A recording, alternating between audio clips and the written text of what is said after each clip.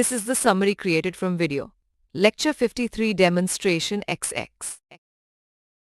The video guides through installing and configuring the MySQL server, covering steps like downloading the software, unzipping the installation files, setting up directories, and configuring options in the My.ini file before running the server from the command prompt.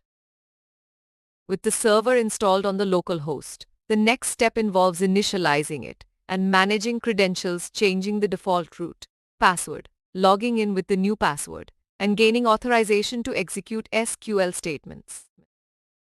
The video then demonstrates creating and managing databases, tables, and data within MySQL, covering aspects like adding new databases, defining table structures with fields and primary keys, inserting records, handling duplicates, retrieving data through SELECT queries with conditions and sorting, as well as updating and deleting records or entire tables.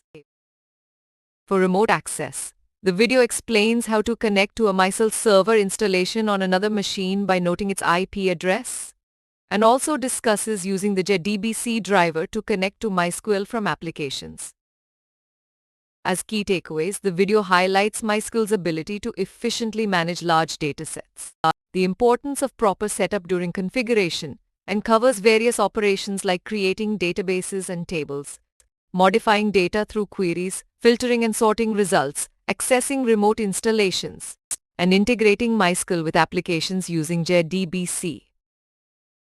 Please stay tuned for more summary videos.